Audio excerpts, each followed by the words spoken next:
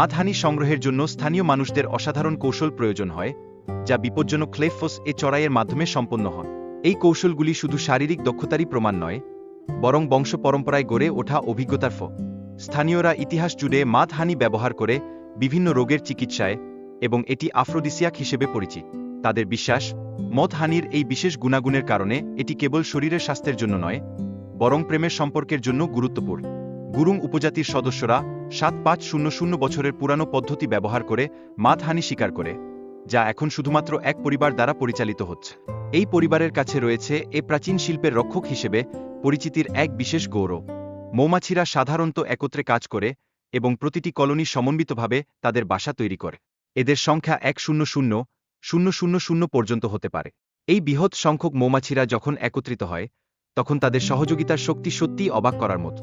Hunter যখন মধু সংগ্রহ করে, তখন তাকে অনেক চ্যালেঞ্জের মুখোমুখি হতে হয়।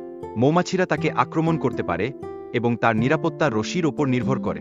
এই সময়ে সাহস ও সতর্কতা দুটিই অত্যন্ত জরুরি। ম্যাডহানি খাওয়ার ফলে শরীরের ওপর বিপজ্জনক প্রভাব পড়তে পারে, যেমন বমি ও অচেতন হওয়া। এই হানির প্রভাব সম্পর্কে সচেতন থাকা জরুরি, কারণ স্বাস্থ্যের জন্য এর ফলাফল হতে পারে মারাত্মক। শিকারীরা সকালে প্রাতরাশের পরে মধু শিকার করতে বের হয়। তারা বিশ্বাস করে যে আজকের স্থানে বড় পরিমাণে ম্যাডহানি পাওয়া যাবে। এই প্রত্যাশা তাদের জন্য উজ্জীবনী শক্তির উৎস, যা তাদের সাহস যোগায়। ম্যাডহানি সংগ্রহের জন্য ব্যবহৃত যন্ত্রপাতি যেমন ভারী সিঁড়ি এবং কাটা মুরগির প্রস্তুতি নিতে হয়। এটি একটি সাংস্কৃতিক প্রথার অংশ, যা শিকারের পরম্পরাকে তুলে ধরে। ম্যাডহানির উৎপাদন প্রক্রিয়া এবং এর মূল্য উল্লেখযোগ্য। শিকারীরা জীবন ঝুঁকির মধ্যে পড়লেও তারা সামান্য অর্থ উপার্জন করে। এই অদ্ভুত মধুর জন্য তাদের প্রতিটি চেষ্টার মূল্য রয়েছে। ইতিহাসের প্রেক্ষাপটে ম্যাডহানি রোমান সেনাদের বিরুদ্ধে ব্যবহৃত হয়েছে।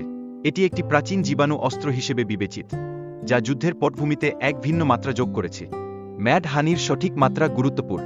খুব বেশি খেলে তা বিপজ্জনক হতে পারে, তাই পরিমাণের প্রতি সতর্কতা অবলম্বন করা উচিত, যেন আকর্ষণীয় এই হানি বিপদের কারণ না হয়।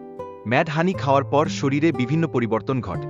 প্রথমে শরীর উষ্ণ হয়ে উঠবে এবং কিছুটা অস্বস্তি অনুভূত হবে। এই অনুভূতিগুলি স্বাভাবিক, কিন্তু নিজেকে নিয়ন্ত্রণে রাখা গুরুত্বপূর্ণ। গ্রায়ানোটক্সিনের প্রভাবে শরীরের তাপমাত্রা হঠাৎ কমে যায় এবং এর ফলে অসুস্থতার লক্ষণ দেখা দেয়।